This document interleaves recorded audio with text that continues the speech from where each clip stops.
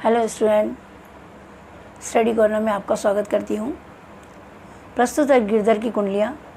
यह कुंडलियाँ ICSE board के पाठ्यक्रम साहित्य सागर के पदभाग से ली गई हैं। इसके कवि हैं गिरधर कविराय। पहली कुंडलियाँ हैं, लाठी में गुण बहुत है सदा राखिए संग, गहरी नदी नारी जहाँ तहाँ बचावे अंग। तहाँ बचावे अंग झपट कुत्ता कह मारे, दुश्मन दावा गिर होए तिन हो को जारे। कह गिरधर कविराय सुनो दूर के बाटी, सब हथियारन छाड़ हाथ में लीजिए लाठी।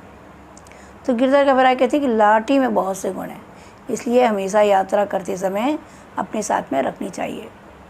कहीं पर गड्ढा आ जाए तो लाठी से हम अपने शरीर का संतुलन बना सकते हैं और हम गिरते गिरते बच सकते हैं। कहीं रास्ते में नदी पड़ जाए तब लाठी से पानी की गहराई का अनुमान लगाया जा सकता है और बीच में नाली यानी नाला आने पर लाठी पर शरीर का भार डालकर आसानी से पार किया जा सकता है। इस तरह से वो हमारे शरीर की सुरक्षा करती है। मार्ग में कोई कुत्ता मिल जाए और वो आपके ऊपर झपटे तो लाठी से मारकर उसे भी भगाया जा सकता है। मार्ग में कोई दुश्मन मिल जाए या कोई लुटेरा मिल जाए तो लाठी से उसका सामना भी किया जा सकता है। इस तरह से कुत्ते, दुश्मन और दावागीर मतलब लुटेरा, तीनों से निपटने में लाठी बहुत ही सहायक सिद्ध होती है। गिरधर कविराय कहते हैं कि हे धूल भरे मार्ग की यात्रा करने वाले यात्री, एक बात ध्यान से सुनिए कि अन्य हथियारों से लाठी अधिक लाभकारी है। अतः सब हथियार छोड़कर हाथ में लाठी लेकर यात्रा करनी चाहिए, क्योंकि लाठी मार्ग के सभी व्यवधानों को दूर करने में सहायक होती है। दूसरी कुंडलियाँ हैं, कमरी थोड़े दाम की बहुते आवे काम, खासा मलमल बाप था उनका राखे मान।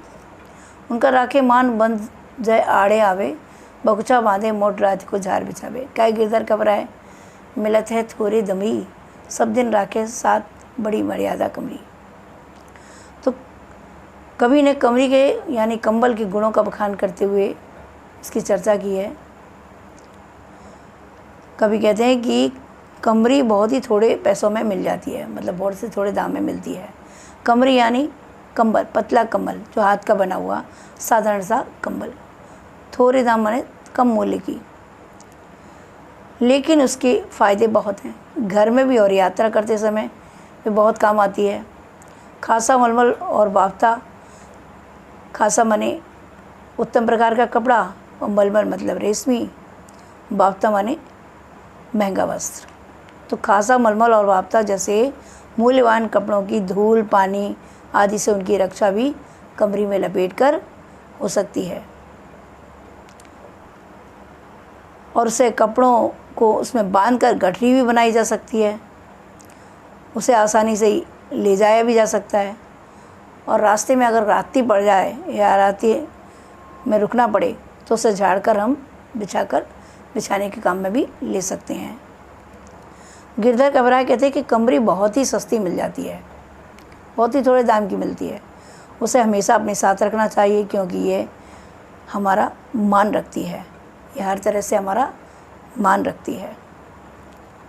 तीसरी कुंडलियाँ हैं, गुण के ग्राहक सहस नर, बिन गुण लये न कोई, जैसे कागा कोकिला शब्द सुने सब कोई। शब्द सुने सब कोई, कोकिला सबे सुहावन, दो को एक रंग काग सब भय अपावन। क्या गिरधर कविराय सुनो ठाकुर मन के, बिन गुण लहे न कोई, सहस नर गाहक गुण के। तो इस संसार में गुणों के अनेक गाहक होते हैं। कवि कहते हैं कि गुणी व्यक्ति का हर स्थान पर सम्मान होता है। गुणों को चाहने वाले हजार लोग हैं, पर बिना गुणों वाले व्यक्ति को कोई नहीं पूछता।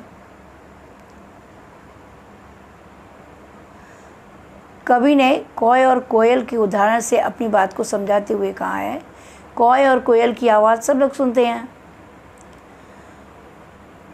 पर कौए की काँव काँव पसंद नहीं करते। अभी तो कोयल की मीठी मधुर कूक सभी के मन को भाती है, अर्थात अच्छी लगती है।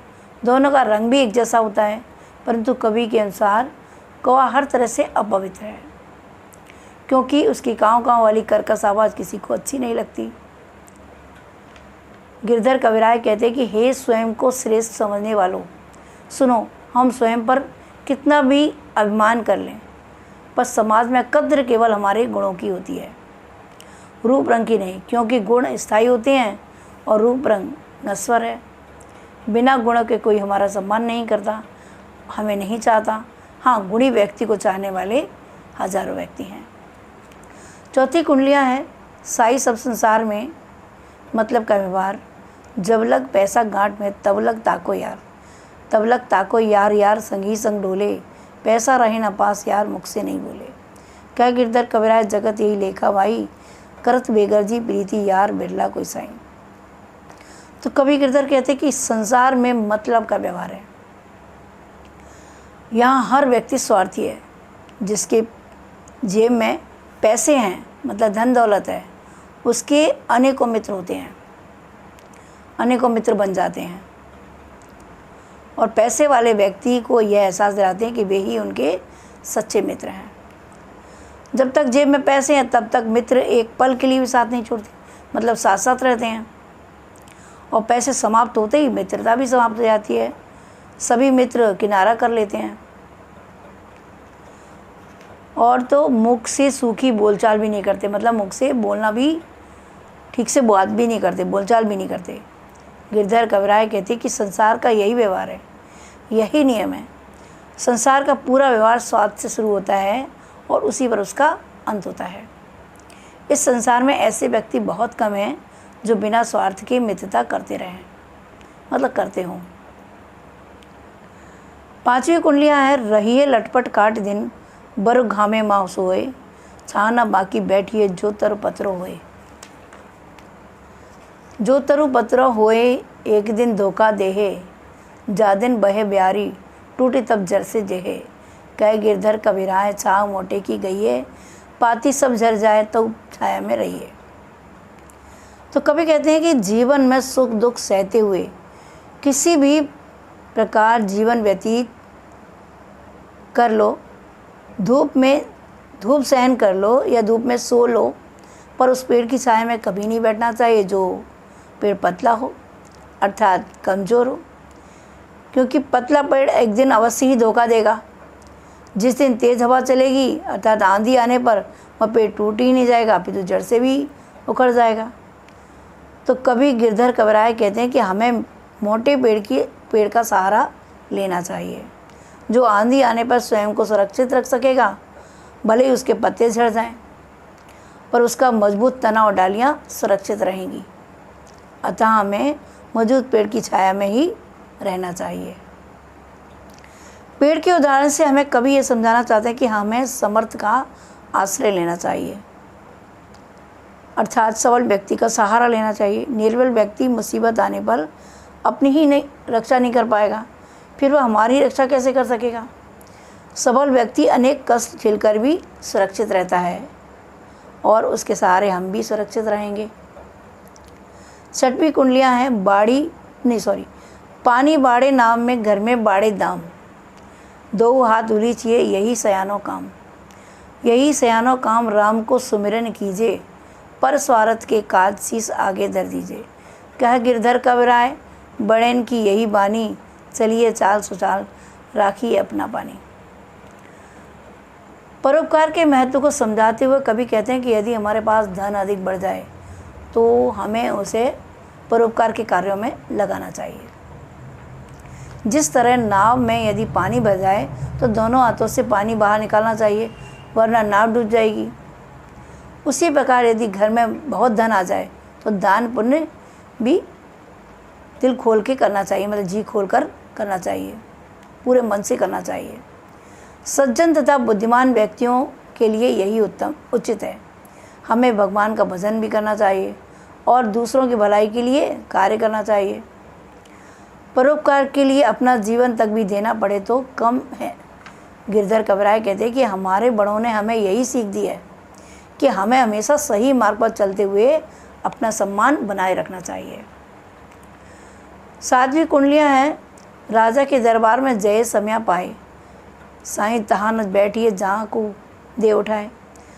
जह को दे उठाए बोले अनबोले रहिए, हंसिए नहीं हहाए, बात पूछे ते कहिए, कहे गिरधर घबराए समय सो, कीजे काजा, अति आतुर नहीं होए बहुरी अनखेहे राजा। यहाँ कवि ने राजा के दरबार में मौका देखकर जाने के लिए कहा है कि हमें मौका देखकर ही राजा के दरबार में जाना चाहिए। पर एक बात का ध्यान रखना चाहिए कि हमें अपने स्तर के अनुसार ही स्थान ग्रहण करना चाहिए। कभी ऐसे स्थान पर नहीं बैठना चाहिए जहाँ से कोई हमें उठा दे। यदि अज्ञानवश ऐसे स्थान पर बैठ जाओ जहाँ से कोई उठा दे तो गलती को चुपचाप स्वीकार कर लेना चाहिए और वहाँ से उठ जाना चाहिए। राजा के दरबार के नियम होते हैं, उनका पालन करना चाहिए।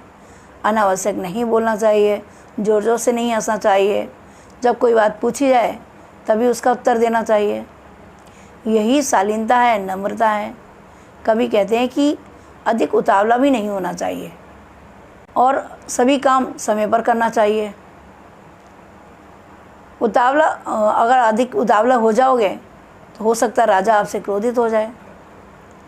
तो इसलिए प्रत्येक कार्य समय पर करना चाहिए। तो यह थी आज की कुंडलियाँ। अगर आपको मेरी कुंडलियाँ पसंद आई है तो लाइक, शेयर और कमेंट ज़रूर कीजिए और मेरे चैनल स्टडी कॉर्नर को भी सब्सक्राइब कीजिए। Thank you friend, thank you.